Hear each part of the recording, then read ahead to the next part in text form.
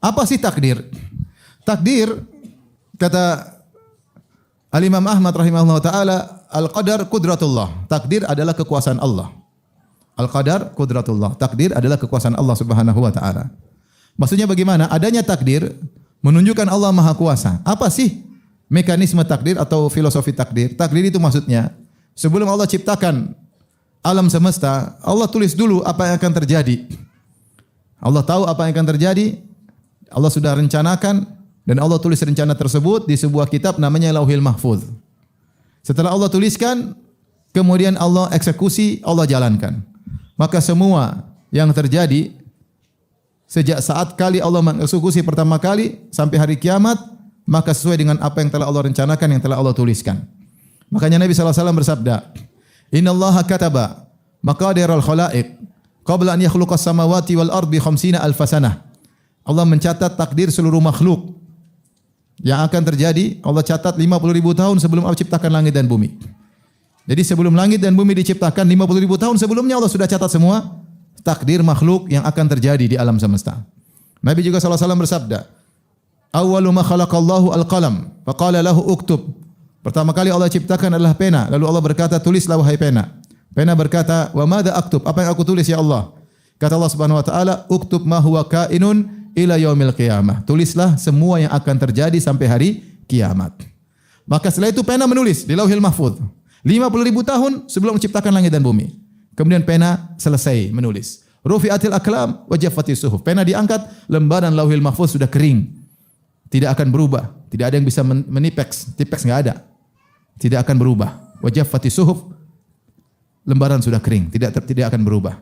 Oleh karenanya, baru Allah mengeksekusi. Apa yang terjadi, semua yang terjadi.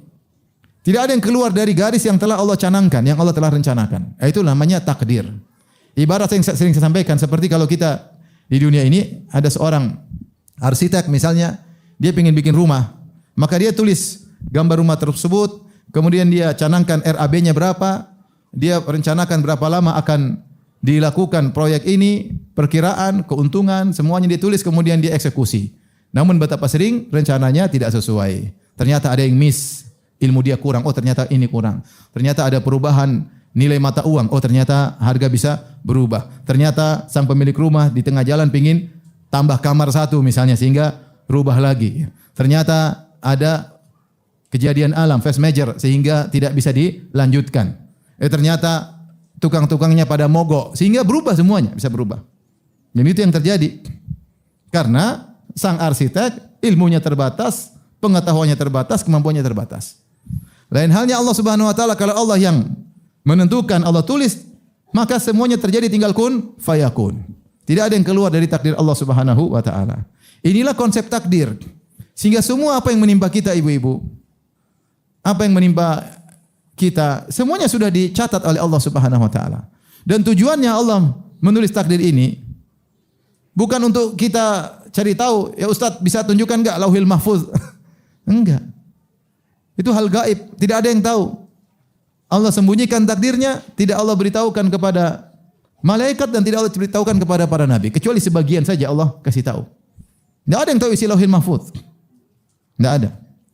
Makanya Allah sebutkan tujuan dari adanya takdir, kata Allah Subhanahu wa taala dalam surat Al-Hadid, ma asaba min musibatin fil ardi wala fi anfusikum illa fi kitabin min qabli an nabra'aha. Inna dzalika 'ala Allah yasir. Likai la ta'sau 'ala ma fatakum wa la tafrahu bima atakum. Wallahu la yuhibbu kulla mukhtalin fakhur. Kata Allah Subhanahu wa taala, tidak ada satu musibah pun yang menimpa di atas muka bumi ini, apapun yang terjadi, bencana alam, banjir ya, gempa bumi, gunung meletus, apapun, kebakaran ya. Ma asaba min musibatin fil ardi, tidak ada satu musibah pun yang menimpa di muka bumi ini. Wala fi anfusikum, dan juga tidak musibah yang menimpa diri kalian. Kecelakaan lah, sakit lah, ya. Sakit fisik, sakit hati, ya. Anak meninggal, kemudian kekurangan harta, ya. Banyak menimpa seseorang, ya. Illa fi kitabin min qabli an nabra'aha. Semuanya telah tercatat di Lauhil Mahfuz sebelum kami mengeksekusinya, sebelum kami menciptakannya. Inna dzalika 'ala Allah yasir. Yang seperti itu sangat mudah bagi Allah. Allah Maha Kuasa. Sebelum Allah ciptakan, Allah tulis dulu, mudah bagi Allah. Tapi buat apa faedahnya? Likai la ta'sau ala ma fatakum. Kalau ada suatu kebaikan yang luput darimu, yang kau harapkan tidak kau dapatkan, cita-citamu yang kandas, harapanmu yang pupus, maka jangan kau putus asa. Karena semuanya telah dicatat oleh Allah. Kau boleh berharap, kau boleh bercita-cita, tapi yang menentukan semuanya siapa? Allah Subhanahu wa taala. Ini yang pertama. Jadi kalau ada yang tidak kita sukai, jangan putus asa. Sebaliknya, kalau kita berhasil, wala tafrahu bima atakum, maka jangan sombong dengan apa yang Allah berikan kepadamu. Kalau tiba-tiba seorang kaya raya, tiba-tiba seorang bahagia, ketahuilah semua dari Allah. Semua dari Allah. Allah telah mentakdirkannya. Itu tujuan kita beriman dengan takdir, pasrah dengan keputusan Allah. Tidak putus asa dari apa yang menimpa dan tidak sombong dengan apa yang telah Allah berikan kepada kita. Jadi ini yang pertama, seorang mengetahui bahwa segala sesuatu yang terjadi sudah ditakdirkan oleh Allah. Dan takdir adalah kekuasaan Allah. Ibu bisa lihat bagaimana alam semesta. Siapa yang bikin alam semesta? Allah Subhanahu wa taala. Dengan aturan yang begitu canggih, alam semesta ini Allah bikin dengan keterkaitan yang begitu rumit. Ini seandainya alam semesta diperlihatkan, tentu orbit-orbit planet-planet, orbit bintang-bintang semua luar biasa. Gampangannya bagaimana matahari yang mungkin sudah berjalan selama entah juta tahun, ya, tetap pada orbitnya. Wa kullun fi falakin yasbahun. Matahari rembulan pada orbitnya, bintang-bintang dan yang lainnya. Luar biasa. Ya. Bagaimana Allah bisa mengatur alam semesta luar biasa seperti ini? Bagaimana Allah menciptakan manusia yang luar biasa? Bagaimana Allah menyiapkan sarana prasarana untuk manusia? Bagaimana Allah menjadikan ternyata dalam bumi berbagai macam kekayaan yang cocok untuk keperluan manusia. Banyak sekali. Ya. Ini menunjukkan Allah sangat luar biasa profesional ketika mengatur alam semesta ini. Aturan yang sunnatullah yang luar biasa. Yang kemudian muncullah pakar-pakar, setelah itu Allah bukakan ilmu mereka sedikit-sedikit sehingga mereka akhirnya menemukan rumus-rumus aturan-aturan alam semesta. Rumus kimia itu akibat apa? Maksudnya alam semesta aturan yang sudah berjalan. Siapa bikin aturan tersebut? Allah Subhanahu wa taala. Rumus-rumus fisika itu apa? Yang bikin siapa? Allah Subhanahu wa taala. Aturan-aturan yang Allah jalankan baru kemudian terungkap oleh seseorang, oh ternyata begini aturannya. Oh ternyata begini aturannya. Jadi seorang yang melihat alam semesta dia tahu pengaturnya sangat hebat, luar biasa. Nah, demikian juga Allah bukan cuma mengatur alam semesta, Allah juga mengatur kehidupan setiap hamba. Kalau kita pasrah dengan keputusan Allah, kita tahu pasti yang terbaik. Pasti yang terbaik dengan syarat pasrah dengan keputusan Allah Subhanahu wa taala. Jadi serahkanlah ya apa yang Allah pilihkan karena itu yang terbaik. Allah berfirman, "Wa rabbuka yakhluqu ma yasha'u wa yakhtar." Maka lahumul khiyarah, dan dialah Rabbmu yang telah menciptakan apa yang dia kehendaki dan memilihkan apa yang dia kehendaki, bukan pilihan kita. Maka lahumul khiyarah, tidak ada pilihan bagi mereka. Siapapun kita, hebatnya kita, tinggi jabatan kita, pilihan bukan di tangan kita. Ada sebagian kita bisa milih dan banyak bukan pilihan kita.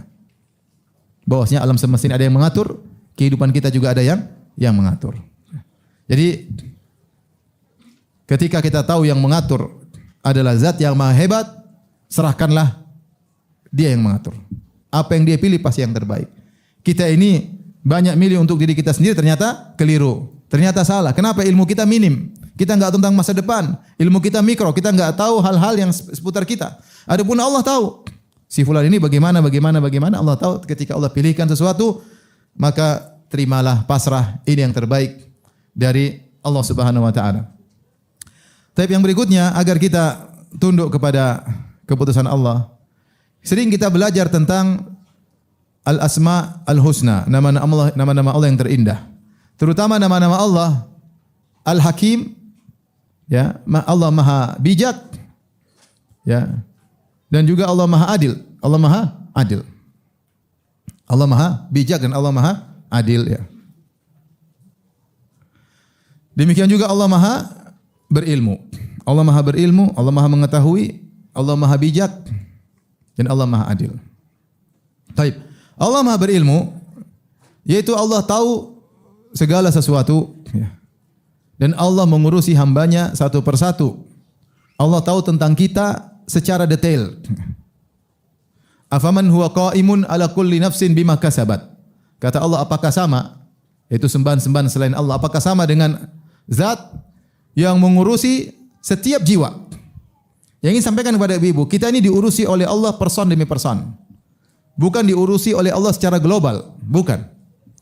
Kalau kita tahu di pabrik-pabrik atau di perusahaan, direktur hanya ngurus secara global. Dia tidak bisa mengetahui secara detail anak buahnya. Kenapa? Kemampuan dia terbatas. Raja tidak bisa mengurusi seluruh rakyatnya dengan detail.